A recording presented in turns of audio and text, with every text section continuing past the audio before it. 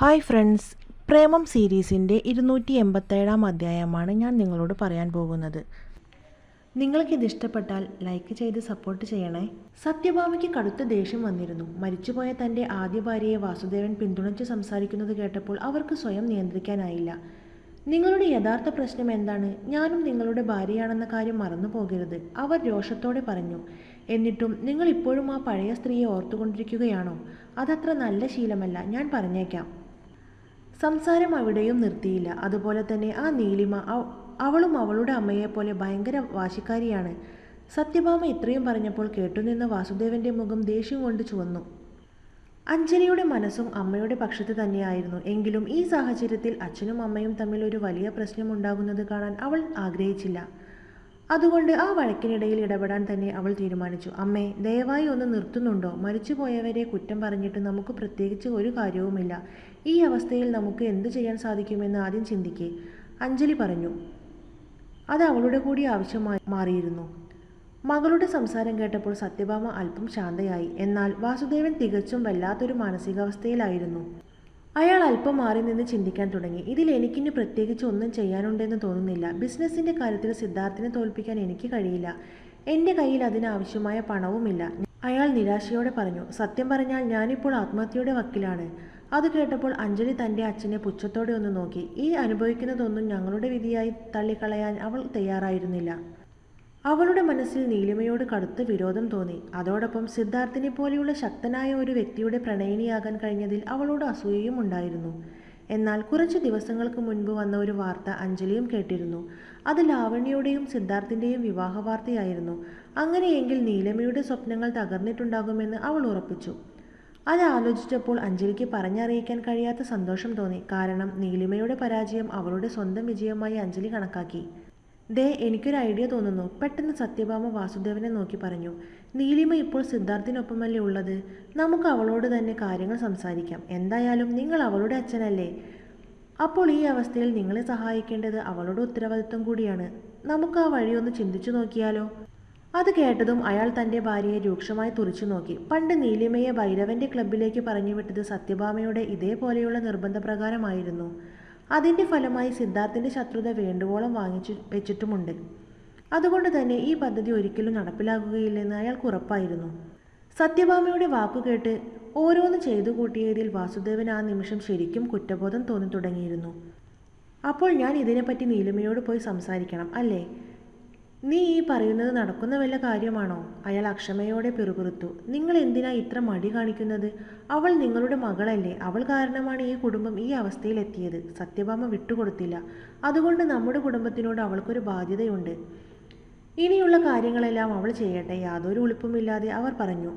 പക്ഷേ ഈ കാര്യം പറയുമ്പോൾ വാസുദേവൻ തൻ്റെ ഭാര്യയെ ഒട്ടും ഗൗനിച്ചില്ല. ഈ സമയത്ത് പണത്തിന് വളരെയധികം ആവശ്യമുണ്ടായിരുന്നു എന്നത് സത്യമാണ്.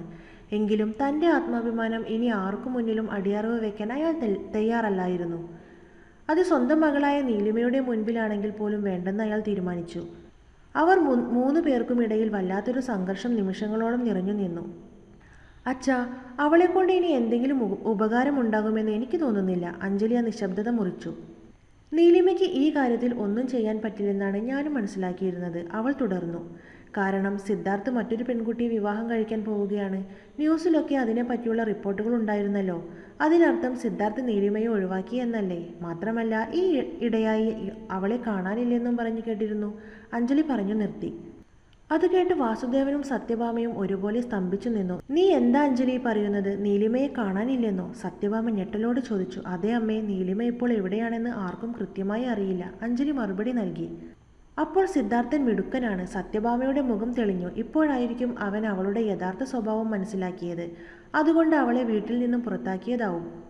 അല്ലെങ്കിലും അവൾക്കൊരു എല്ല് കൂടുതലാണ്. അവളുടെ അഹങ്കാരത്തിന് കിട്ടിയ ശിക്ഷയായിരിക്കും ഇത്, അവർ അഭിപ്രായപ്പെട്ടു. മറ്റൊരാളെ ഇങ്ങനെ ശപിച്ചിട്ട് നമുക്ക് എന്താ കാര്യം? ഇടയ്ക്ക് വാസുദേവൻ നിസ്സംഗതയോടെ ചോദിച്ചു. നമ്മൾ എപ്പോഴും ഈ അനുഭവിക്കുന്ന അതേ അവസ്ഥയിൽ തന്നെയല്ലേ? ആ ചോദ്യത്തിന് മറുപടി പറയാൻ സത്യഭാമയ്ക്കോ അഞ്ജലിക്കോ കഴിഞ്ഞില്ല. അവർക്കിടയിൽ വീണ്ടും കനത്ത നിശബ്ദത നിറഞ്ഞു. ഓരോരുത്തരും അവരവരുടെ ചിന്തകളിൽ മുഴുകിയിരുന്നു. ആ സമയത്താണ് വാസുദേവന്റെ ഫോൺ റിങ് ചെയ്തത്. അയാൾ ഫോണിലേക്ക് നോക്കി. പെട്ടെന്ന് അയാളുടെ മുഖത്ത് മാന്യമായൊരു ഭാവം നിറഞ്ഞു. അയാൾ ഫോൺ അറ്റൻഡ് ചെയ്തു. ആ ശരി, ഞാൻ അഞ്ജലിയോട് പറഞ്ഞേക്കാം. നിങ്ങൾക്ക് മീറ്റ് ചെയ്യാനുള്ള സമയവും ഞാൻ അറേഞ്ച് ചെയ്യാം. മറുപുറത്തു നിന്നുള്ള സംസാരത്തിന് അയാൾ ക്ഷമയോടെ കാതോർത്തു. അത് ശരി, നിങ്ങൾ ആവശ്യപ്പെടുന്ന പോലെ ഞാൻ പറയാം. അയാൾ വീണ്ടും വിനയത്തോടെ മറുപടി നൽകിയ ശേഷം ഫോൺ വെച്ചു. അഞ്ജലിയും സത്യഭാമയും അതുവരെ അയാളെ സംശയത്തോടെ നോക്കി നിൽക്കുന്നുണ്ടായിരുന്നു. ആരാ അച്ഛാ വിളിച്ചത്? അഞ്ജലി ചോദിച്ചു. അത് ആദ്യമാകുമോ എന്നൊരു ഭയം അവളുടെ ഉള്ളിലുണ്ടായിരുന്നു. അഞ്ജലി, അത് ഭൈരവന്റെ സെക്രട്ടറിയാണ്. ഭൈരവന് നിന്നെ ഒന്ന് നേരിൽ കണ്ട് സംസാരിക്കണമെന്ന്. അതിനു വേണ്ടി വിളിച്ചതാ, വാസുദേവൻ പറഞ്ഞു. അയാൾ എന്നോട് എന്ത് സംസാരിക്കാനാണ്? അഞ്ജലിക്ക് ആശങ്ക തോന്നി. ഇനിയിപ്പോൾ ഭൈരവിന് അഞ്ജലിയെ ഇഷ്ടപ്പെട്ടാലോ? അവളെ വിവാഹം കഴിക്കാൻ അവന് വല്ല താല്പര്യവും ഉണ്ടാകുമോ? അതിനു വേണ്ടിയാണോ അഞ്ജലിയെ ഇപ്പോൾ വിളിക്കുന്നത്? പെട്ടെന്ന് സത്യഭാമയുടെ മുഖം ആവേശത്താൽ വിടർന്നു. വാസുദേവനും അഞ്ജലിയും അത് കേട്ട് ഒരുപോലെ ഞെട്ടി. നീ എന്തൊക്കെയാ ഭാമ ഈ പറയുന്നത്? ആദിയുടെയും അഞ്ജലിയുടെയും വിവാഹ വിഷയം നമ്മൾ സംസാരിച്ചു കഴിഞ്ഞതല്ലേ? വാസുദേവൻ ചോദിച്ചു. അതിപ്പോൾ വാസുവേട്ടാ, സത്യഭാമ ആവേശത്തോടെ പറഞ്ഞു. ഈ ഭൈരവും സിദ്ധാർത്ഥിനെ പോലെ വലിയ സമ്പന്നനല്ലേ? അപ്പോൾ അയാളുമായി അഞ്ജലിയുടെ വിവാഹം നടന്നാൽ ഈ സാഹചര്യത്തിൽ നിന്നും നമ്മുടെ മോള് രക്ഷപ്പെടില്ലേ? നിങ്ങൾ അതിനെപ്പറ്റി ഒന്ന് ചിന്തിച്ചു നോക്ക്. അമ്മ പറഞ്ഞത് കേട്ട് അഞ്ജലിയുടെ കണ്ണുകൾ വിടർന്നു. ഭൈരവിനെ അയാൾ നേരിട്ട് കണ്ടിട്ടില്ല. പക്ഷേ ടിവിയിലൂടെ പല തവണ അവൾ അവനെ കണ്ടിട്ടുണ്ട്. അവനും വളരെ സമ്പന്നനായ ഒരു വ്യക്തിയാണ്. കൂടാതെ കാണാനും സുന്ദരനാണ്. അങ്ങനെയുള്ള ഒരാളെ വിവാഹം കഴിക്കാൻ സാധിക്കുന്നത് വലിയ ഭാഗ്യമാണ്. ഇതെല്ലാം അവൾ മനസ്സിൽ ചിന്തിച്ചെങ്കിലും അതൊന്നും പുറത്തേക്ക് പറഞ്ഞില്ല. അമ്മേ, എന്തൊക്കെയാണ് ഈ പറയുന്നത്? ഞാൻ സ്നേഹിക്കുന്നത് ആദിയെയാണ്. മനസ്സിലെ മോഹം സമർത്ഥമായി മറച്ചു വെച്ചുകൊണ്ട് അഞ്ജലി പറഞ്ഞു. അതിന് മറുപടിയായി സത്യഭാമ എന്തോ പറയാൻ തുടങ്ങിയെങ്കിലും വാസുദേവൻ അതിനിടയിൽ കയറി സംസാരിച്ചു. ഇതിനെപ്പറ്റിയുള്ള ചർച്ചയൊന്നും തൽക്കാലത്തേക്ക് ഇവിടെ വേണ്ട, അയാൾ ശക്തമായ ഭാഷയിൽ പറഞ്ഞു. തൽക്കാലം അയാൾ കാണാൻ വരുമ്പോൾ പോയി നോക്ക്. അയാൾക്ക് എന്താണ് പറയാനുള്ളതെന്ന് നീ ആദ്യം കേൾക്ക്. ബാക്കിയുള്ള കാര്യങ്ങൾ നമുക്ക് പിന്നെ ആലോചിക്കാം, അയാൾ കൂട്ടിച്ചേർത്തു. പിന്നെ പോകുമ്പോൾ വേഷമൊക്കെ നന്നായിരിക്കാൻ പ്രത്യേകം ശ്രദ്ധിക്കണം. ഭൈരവിനെ പറ്റി വാസുദേവന് നേരത്തെ അറിയാമായിരുന്നത് കൊണ്ടാണ് അയാൾ അങ്ങനെ മകളെ ഓർമ്മിപ്പിച്ചത്. ഇതേ സമയം സിദ്ധാർത്ഥിന്റെ വീട്ടിൽ മറ്റൊരു സംഭവ വികാസം അരങ്ങേറുകയായിരുന്നു. ആ ദിവസം ഒരു വാരാന്ത്യമായതിനാൽ സിദ്ധാർത്ഥിന് ഓഫീസിൽ പോകാനില്ലായിരുന്നു. അന്ന് മുഴുവൻ അശ്വിന് വേണ്ടിയുള്ളതായിരുന്നു. അവനോടൊപ്പം കളിക്കാനും ആ കളികളിലൂടെ അശ്വിന്റെ പഴയ ഓർമ്മകൾ തിരിച്ചു കൊണ്ടുവരാൻ കഴിയുമെന്നും അവൻ പ്രതീക്ഷിച്ചിരുന്നു. സിദ്ധാർത്ഥ് എഴുന്നേറ്റ് നേരെ അശ്വിൻ്റെ റൂമിലേക്ക് ചെന്നു. അവൻ അശ്വിൻ്റെ റൂമിൽ പലതവണ മുട്ടിയെങ്കിലും അവൻ ഡോർ തുറന്നില്ല. സിദ്ധാർത്ഥിനൊരല്പം ആശങ്ക തോന്നി. ഇന്നലെ രാത്രിയിൽ അശ്വിൻ വളരെയധികം ക്ഷീണിതനായിരുന്നു എന്ന് അവൻ ശ്രദ്ധിച്ചു. അവൻ എന്തെങ്കിലും പ്രശ്നമുണ്ടായിട്ടുണ്ടാകുമോ? ആ ചിന്തയിൽ സിദ്ധാർത്ഥ് ഡോർ തുറന്ന് ഉള്ളിലേക്ക് കയറി. അശ്വിൻ തലയിൽ കൈവച്ച് കടുത്ത വേദനയോടെ കട്ടിലിൽ ചുരുണ്ടുകൂടി കിടക്കുന്നതാണ് അവൻ കണ്ടത്. സിദ്ധാർത്ഥ് വേഗം ഓടി അവൻ്റെ അരികിലെത്തി. അച്ചു, മോനെ, എന്തു പറ്റി? സിദ്ധാർത്ഥ് വെപ്രാളത്തോടെ ചോദിച്ചു. ആ കുട്ടി കൂടുതൽ വേദനയോടെ ഞെരുങ്ങുക മാത്രം ചെയ്തു. സിദ്ധാർത്ഥിൽ പരിഭ്രാന്തി നിറഞ്ഞു. അവൻ അശ്വിനെ വേഗത്തിൽ കോരിയെടുത്ത് താഴേക്ക് ഓടി. അതിനിടയിൽ തന്നെ അവൻ ഡോക്ടറെ വിളിച്ച് കാര്യങ്ങൾ അറിയിച്ചിരുന്നു. എന്താ അച്ചുവിന് പറ്റിയേ? അശ്വിനെയും കൊണ്ടുള്ള സിദ്ധാർത്ഥിന്റെ വരവ് കണ്ട് മല്ലികാമ്മ ആശങ്കയോടെ ചോദിച്ചു. അവർ ഓടി അവർക്കരികിലെത്തി. സിദ്ധാർത്ഥിന് ഒന്നും മിണ്ടാൻ കഴിഞ്ഞില്ല. അവനിൽ ആ നിമിഷം തീർത്തും നിസ്സഹായനായി നിറഞ്ഞിരുന്നു.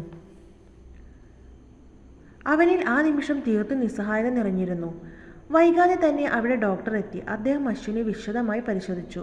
ഡോക്ടറുടെ മുഖം വളരെയധികം ഗൗരവത്തിലായിരുന്നു. എന്താ ഡോക്ടർ, അച്ചുവിന് കാര്യമായി എന്തെങ്കിലും പ്രശ്നമുണ്ടോ? അത് കണ്ട് കനത്ത സ്വരത്തിൽ സിദ്ധാർത്ഥ് ചോദിച്ചു. ഒറ്റ നോട്ടത്തിൽ ശരീരത്തിന് മറ്റു കുഴപ്പങ്ങളൊന്നുമില്ല, ഡോക്ടർ പറഞ്ഞു. പക്ഷേ അന്ന് കഴിച്ച ആ ഡ്രഗിൻ്റെ സൈഡ് എഫക്റ്റാണ് ഇപ്പോഴത്തെ പ്രശ്നമെന്ന് തോന്നുന്നു. ചിലപ്പോൾ അശ്വിൻ എന്തെങ്കിലും കാര്യങ്ങൾ ഓർക്കാൻ ശ്രമിച്ചിട്ടുണ്ടാവും. അതുകൊണ്ടാണ് തലവേദന ഇത്ര അധികമായത്, ഡോക്ടർ വിശദീകരിച്ചു. അതിനുശേഷം ഡോക്ടർ അശ്വിന് തൽക്കാലത്തേക്കുള്ള ഒരു മരുന്ന് നൽകി. അതോടെ അവൻ്റെ മുഖം ശാന്തമായി. അധികം വൈകാതെ അവൻ ഒരു ഗാഢനിദ്രയിലേക്ക് വഴുതി വീണു. മല്ലികാമ്മ അശ്വിൻ്റെ അരികിൽ തന്നെ ഉണ്ടായിരുന്നു. ഡോക്ടറുടെ അടുത്തുനിന്ന് കാര്യങ്ങൾ കൃത്യമായി ചോദിച്ചറിഞ്ഞതിനു ശേഷം സിദ്ധാർത്ഥ് വീണ്ടും കുട്ടിയുടെ അരികിൽ വന്നിരുന്നു. വേദനയുടെ കാഠിന്യം കാരണം അശ്വിൻ്റെ മുഖം നന്നേ ക്ഷീണിച്ചിരുന്നു. അതുകണ്ട് സിദ്ധാർത്ഥിൻ്റെ മുഖത്ത് നിസ്സഹായത നിറഞ്ഞു. സിദ്ധാർത്ഥ് മല്ലികാമ്മയെ നോക്കി. അവർ അപ്പോഴും വളരെ വിഷമത്തോടെ അശ്വിൻ്റെ തലയിൽ തഴുകിക്കൊണ്ടിരിക്കുകയായിരുന്നു. മല്ലികാമ്മേ, അച്ചുവിന് പെട്ടെന്ന് ഇങ്ങനെ സംഭവിക്കാൻ കാരണം എന്താണെന്ന് മല്ലികാമ്മയ്ക്ക് അറിയുമോ? സിദ്ധാർത്ഥ് അല്പം പരുഷമായ സ്വരത്തിൽ ചോദിച്ചു. എനിക്കറിയില്ല, അവർ മറുപടി പറഞ്ഞു. ഇന്നലെ വരെ മോൻ വലിയ സന്തോഷത്തിലായിരുന്നു. പക്ഷെ വൈകിട്ടായപ്പോൾ നല്ല ക്ഷീണമുള്ളതുപോലെയൊക്കെ തോന്നിയിരുന്നു. മുഖത്തൊക്കെ ഭയങ്കര സങ്കടം പോലെ. പിന്നെ രാത്രിയിൽ എന്തൊക്കെയോ ദുസ്വപ്നങ്ങൾ കാണുന്നുണ്ടെന്ന് തോന്നി. പക്ഷേ മുൻപൊന്നും ഇങ്ങനെ ഒരു അവസ്ഥ ഉണ്ടായിട്ടില്ല, മല്ലികാമ്മ പറഞ്ഞു. സിദ്ധാർത്ഥ് പിന്നെ ഒന്നും മിണ്ടിയില്ല. ഞാൻ ഇവിടുത്തെ ജോലിക്കാരിയാണെന്ന് എനിക്കറിയാം, മല്ലികാമ്മ ഇടർച്ചയോടെ ചോദിച്ചു. എന്നാലും ചോദിച്ചോട്ടെ, മോനിത് എന്തു പറ്റിയതാ? എന്നോടൊന്ന് പറയുമോ? സംസാരിക്കുമ്പോൾ അവരുടെ കണ്ണുകൾ നിറഞ്ഞിരുന്നു. സിദ്ധാർത്ഥിന് അവരോട് സഹതാപം തോന്നി. മല്ലികാമ്മ വിഷമിക്കാതെ. അവൻ പറഞ്ഞു, ഞാൻ ഇതിൻ്റെ സത്യാവസ്ഥ എന്താണെന്ന് ശരിക്കും ഒന്ന് അന്വേഷിക്കട്ടെ. അതിനുശേഷം ഞാൻ എല്ലാം മല്ലികാമ്മയോട് പറയാം. തൽക്കാലം മല്ലികാമ്മ ഇവനെ ഒന്ന് നന്നാക്കി ശ്രദ്ധിക്കേ, സിദ്ധാർത്ഥ് പറഞ്ഞു. അതിൽ കൂടുതൽ അവനൊന്നും പറയില്ലെന്ന് മല്ലികാമ്മയ്ക്ക് മനസ്സിലായിരുന്നു. അതുകൊണ്ട് അവനോട് തർക്കിക്കാനോ കൂടുതൽ എന്തെങ്കിലും ചോദിക്കാനോ അവർക്ക് ധൈര്യം തോന്നിയില്ല. ഞാൻ അവനെ നന്നായി നോക്കിക്കോളാം, മല്ലികാമ്മ പതിഞ്ഞ ശബ്ദത്തിൽ മറുപടി നൽകി. സിദ്ധാർത്ഥ് ചെയ്യുന്ന ഓരോ കാര്യങ്ങൾക്ക് പിന്നിലും എന്തെങ്കിലും വ്യക്തമായ കാരണങ്ങൾ ഉണ്ടാകുമെന്ന് മല്ലികാമ്മയ്ക്ക് അറിയാമായിരുന്നു. തൽക്കാലം തന്നെ ഏൽപ്പിച്ച ജോലി നന്നായി ചെയ്യണം, അശ്വിനെ നന്നായി പരിചരിക്കണം, ഇനി ഇങ്ങനെയുള്ള അവസ്ഥകൾ ഉണ്ടാകാതെ നോക്കണം. അവൻ എന്തെങ്കിലും സംഭവിക്കുന്നതിനെ പറ്റി അവർക്ക് ഓർക്കാൻ പോലും കഴിയില്ലായിരുന്നു. അവർ അശ്വിൻ്റെ മുഖത്ത് നോക്കി ഓരോന്ന് ചിന്തിച്ചുകൊണ്ടിരുന്നു. സിദ്ധാർത്ഥ് അശ്വിനെയും മല്ലികാമ്മയും ആ റൂമിൽ വിട്ടിട്ട് തൻ്റെ സ്റ്റഡി റൂമിലേക്ക് മടങ്ങിയിരുന്നു. അവിടെ അവനെ കാത്ത് മനീഷ് നിൽക്കുന്നുണ്ടായിരുന്നു. എന്താ മനീഷ്, പ്രത്യേകിച്ച് എന്തെങ്കിലും അപ്ഡേറ്റ് ഉണ്ടോ? സിദ്ധാർത്ഥ് തൻ്റെ കനത്ത ശബ്ദത്തിൽ അന്വേഷിച്ചു. ബോസ് വളരെയധികം ടെൻഷനിലാണെന്ന് മനീഷിന് ഒറ്റ നോട്ടത്തിൽ മനസ്സിലായിരുന്നു. നാഗ്നേഷിലെ ആളുകൾ ഇപ്പോഴും ലാവണ്യ മാഡത്തെയും അവരുടെ ആളുകളെയും നിരീക്ഷിക്കുന്നുണ്ട്, മനീഷ് പറഞ്ഞു. പക്ഷേ അടുത്തിടെ അവർ പ്രത്യേകിച്ച് നീക്കങ്ങളൊന്നും നടത്തിയിട്ടില്ലെന്ന് തോന്നുന്നു. മാത്രമല്ല അവരുടെ ആളുകളെയെല്ലാം ലാവണ്യ മാഡം തിരിച്ചു വിളിച്ചിട്ടുണ്ട്. അവർ എന്തിനോ ഭയപ്പെടുന്നുണ്ടെന്ന് എനിക്ക് തോന്നുന്നു, മനീഷ് തൻ്റെ നിരീക്ഷണം പങ്കുവച്ചു. സിദ്ധാർത്ഥിന് അമ്പരപ്പ് തോന്നി. ലാവണ്യ ഈ അടുത്ത് ആരെങ്കിലും മീറ്റ് ചെയ്തിരുന്നോ? സിദ്ധാർത്ഥ് സംശയത്തോടെ ചോദിച്ചു. യെസ് ബോസ്, ഹേമന്ത് സാറിനെ ഈ അടുത്ത് മീറ്റ് ചെയ്തിരുന്നതായി നമ്മുടെ ആളുകൾ റിപ്പോർട്ട് ചെയ്തിരുന്നു, മനീഷ് മറുപടി നൽകി. ഹേമന്തിൻ്റെ പേര് കേട്ട് സിദ്ധാർത്ഥിൻ്റെ അമ്പരപ്പ് ഇരട്ടിച്ചതായി മനീഷിന് തോന്നി. ശരിക്കും ഹേമന്തുമായി ഇതിന് എന്തെങ്കിലും ബന്ധമുണ്ടോ? സിദ്ധാർത്ഥ് ചോദിച്ചു. ബോസ്, അതൊരു സംശയം മാത്രമാണ്, മനീഷ് പറഞ്ഞു. പക്ഷേ നമ്മൾ എല്ലാ സാധ്യതകളും പരിഗണിക്കണമല്ലോ. അതുകൊണ്ട് ഞങ്ങൾ ഹേമന്തിനെയും ഫോളോ ചെയ്യുന്നുണ്ട്, സിദ്ധാർത്ഥ് സംതൃപ്തിയോടെ തലയാട്ടി. ഹേമന്തിന് ലാവണ്യയെ ഇഷ്ടമാണെന്ന് സിദ്ധാർത്ഥിന് നന്നായി അറിയാമായിരുന്നു. ഈ അടുത്ത് ഇരുവരും കണ്ടുമുട്ടിയിട്ടില്ലെങ്കിൽ ലാവണ്യയുടെ നീക്കങ്ങളെക്കുറിച്ച് ഹേമന്തിന് അറിയാമായിരിക്കുമെന്ന് സിദ്ധാർത്ഥിന് ഉറപ്പായി. എത്രയും പെട്ടെന്ന് ഹേമന്തുമായി ഒരു മീറ്റിംഗ് അറേഞ്ച് ചെയ്യണം, സിദ്ധാർത്ഥ് പറഞ്ഞു. തീർച്ചയായും ബോസ്, മനീഷ് പറഞ്ഞു. അവൻ പെട്ടെന്ന് തന്നെ അതിനുള്ള കാര്യങ്ങളെല്ലാം അറേഞ്ച് ചെയ്തു. അതിനുശേഷവും ഇരുവരും ശ്രീശൈലത്തിൻ്റെ ഓഫീസിലേക്ക് യാത്ര തിരിച്ചു. അരമണിക്കൂർ കൊണ്ട് ഹേമന്തിൻ്റെ ഓഫീസിലെത്താൻ ഇരുവർക്കും സാധിച്ചിരുന്നു. കാറിൽ നിന്നും ഇറങ്ങിയ സിദ്ധാർത്ഥ് ആ കെട്ടിട സമുച്ചയത്തെ ഒരു നിമിഷം നോക്കി നിന്നു. ഹേമന്തുമായി അവൻ ഒരുപാട് വർഷത്തെ ബന്ധമുണ്ട്. പക്ഷേ അവൻ ഒരിക്കൽ പോലും സ്വന്തം നേട്ടത്തിനായി സിദ്ധാർത്ഥിനെ ഉപയോഗിച്ചിട്ടില്ല. ഇരുവരുടെയും സൗഹൃദത്തിന് എപ്പോഴും ഒരു ആത്മാർത്ഥതയുണ്ടായിരുന്നു. പക്ഷേ സിദ്ധാർത്ഥിന് ഇപ്പോൾ ഹേമന്ത് വഴിതെറ്റി സഞ്ചരിക്കുന്നുണ്ടോ എന്നൊരു സംശയം. അവൻ മനീഷിനൊപ്പം ഓഫീസിനകത്തേക്ക് കയറിപ്പോയി. അവിടെയുള്ള എല്ലാവരും സിദ്ധാർത്ഥിനെ തിരിച്ചറിഞ്ഞിരുന്നു. അവരുടെ മുഖത്തെല്ലാം വലിയ അമ്പരപ്പ് നിറഞ്ഞിരുന്നു. അതൊന്നും ശ്രദ്ധിക്കാതെ സിദ്ധാർത്ഥ് നേരെ ഹേമന്തിൻ്റെ ഓഫീസ് മുറിയിലേക്ക് കയറി. ആ സിദ്ധു, എന്താ എന്നെ കാണാൻ ഇങ്ങോട്ടേക്ക് വന്നോ? സർപ്രൈസ് ആണല്ലോ, ഹേമന്ത് ആശ്ചര്യം മറിച്ച് വയ്ക്കാതെ ചോദിച്ചു. വാ ഇരിക്കെ, സിദ്ധാർത്ഥ് ഒന്നും മിണ്ടാതെ അവിടെയുള്ള സോഫയിലേക്ക് ഇരുന്നു. പിന്നാലെ ഹേമന്തും ഇരുന്നു. ഒപ്പം അവൻ ഒരു സിഗരറ്റ് എടുത്ത് കത്തിച്ച് ചുണ്ടിലേക്ക് ചേർത്തിരുന്നു.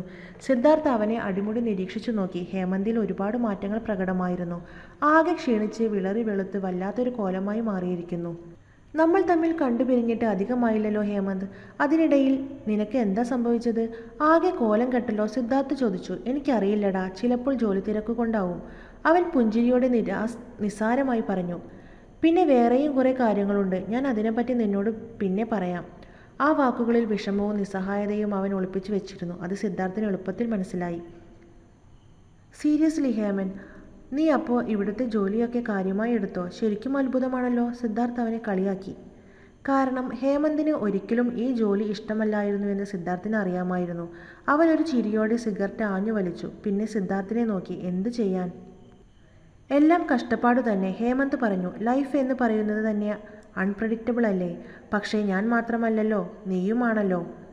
എന്നോട് സംസാരിക്കാൻ ഇവിടം വരെ എത്തിയില്ലേ? ഇങ്ങനത്തെ കാര്യങ്ങളൊന്നും നിന്റെ സൈഡിൽ നിന്നും ഉണ്ടാവുമെന്ന് ഞാൻ പ്രതീക്ഷിച്ചതല്ല. സാധാരണ ഞാൻ അങ്ങോട്ടല്ലേ വരാറ്. നീ പറഞ്ഞത് ശരിയാ, സിദ്ധാർത്ഥ് സമ്മതിച്ചു. ചില സാഹചര്യങ്ങളിൽ എല്ലാം മാറി മറിയും. എനിക്കിപ്പോൾ നിന്നോടൊരു കാര്യം ചോദിക്കാനുണ്ട്. കാര്യം മനസ്സിലായതുപോലെ ഹേമന്ത് ചിരിച്ചു. പിന്നെ കയ്യിലിരുന്ന് സിഗരറ്റ് കുത്തിക്കെടുത്തി. നീ സംശയിക്കുന്ന പോലെ ലാവണ്യ ചെയ്ത കുറേ കാര്യങ്ങൾ എനിക്കറിയാം, ഹേമന്ത് പറഞ്ഞു. അതെല്ലാം എൻ്റെ മനസ്സിൽ നല്ല ഭാരമുണ്ടാക്കുന്നുണ്ട്. പക്ഷേ സോറി, എനിക്കതൊന്നും നിന്നോടിപ്പോൾ ഷെയർ ചെയ്യാൻ കഴിയില്ല. സിദ്ധാർത്ഥ് അത് കേട്ട് ഞെട്ടി. അവൻ്റെ നെറ്റി ചുളിഞ്ഞു. ഹേമന്ത് വീണ്ടും തുടർന്നു. But I am promising you, ലാവണ്യയുടെ ഭാഗത്തു നിന്നും തൽക്കാലത്തേക്ക് നിനക്കൊരു പ്രശ്നമുണ്ടാവില്ല. അത് നീലിമയ്ക്കായാലും ശരി അശ്വിനായാലും ശരി അവൻ അത് പറഞ്ഞത് നല്ല വിശ്വാസത്തോടെ ആയിരുന്നു. അത് കേട്ട് സിദ്ധാർത്ഥ് പരിഹാസത്തോടെ ചിരിച്ചു. അവളെ നിയന്ത്രിക്കാൻ മാത്രമുള്ള പവറൊക്കെ ഇപ്പോൾ നിനക്കുണ്ടോ? ശരി, ഓക്കെ ഫൈൻ. നീ ഇപ്പോഴും ലാവണ്യയെ പ്രൊട്ടക്റ്റ് ചെയ്യാൻ ശ്രമിക്കുന്നുണ്ട്, അതെനിക്ക് മനസ്സിലായി. പക്ഷേ ഞാൻ അവളെ വെറുതെ വിടുമെന്ന് നിനക്ക് തോന്നുന്നുണ്ടോ? സിദ്ധാർത്ഥ് ചോദിച്ചു. ഹേമന്തിന്റെ ഹൃദയം ഒന്ന് പിടഞ്ഞു. Please leave it. നീ എന്നോട് ഇതിനെപ്പറ്റി കൂടുതലൊന്നും ചോദിക്കരുത്. ഹേമന്തിന്റെ സ്വരത്തിൽ ദയനീയത കലർന്നിരുന്നു. അതോടെ സിദ്ധാർത്ഥ് അക്ഷമയോടെ അവിടെ നിന്നും എഴുന്നേറ്റു. പിന്നെ ഒരു നിമിഷം പോലും അവിടെ നിൽക്കാതെ പിന്തിരിഞ്ഞു നോക്കാതെ അവിടെ നിന്നും ഇറങ്ങിപ്പോയി. കാരണം ഹേമന്തിനെ കൂടുതൽ നിർബന്ധിക്കാനും വിഷമിപ്പിക്കാനും സിദ്ധാർത്ഥിന് താല്പര്യമില്ലായിരുന്നു. പക്ഷേ ഇനി ഒരിക്കൽ കൂടി ഇരുവരും കണ്ടുമുട്ടിയാൽ ഇപ്പോൾ കാണിച്ച ഈ അനുകമ്പ ഉണ്ടായിക്കൊള്ളണമെന്നില്ല. അതുകൊണ്ട് ഈ പ്രശ്നങ്ങൾക്കിടയിൽ ഇനി ഹേമന്തിനെ കാണാൻ ഇടവരാതിരിക്കട്ടെ എന്ന് സിദ്ധാർത്ഥ് ആ നിമിഷം ആത്മാർത്ഥമായി തന്നെ ആഗ്രഹിച്ചു. ഇതോടുകൂടി ഇന്നത്തെ ഈ എപ്പിസോഡ് ഇവിടെ അവസാനിക്കുകയാണ്. നിങ്ങൾക്ക് ഈ കഥ ഇഷ്ടമായിട്ടുണ്ടെങ്കിൽ നിങ്ങളൊന്ന് ലൈക്ക് ചെയ്ത് സപ്പോർട്ട് ചെയ്യണേ. കൂടാതെ സബ്സ്ക്രൈബും ചെയ്യണേ.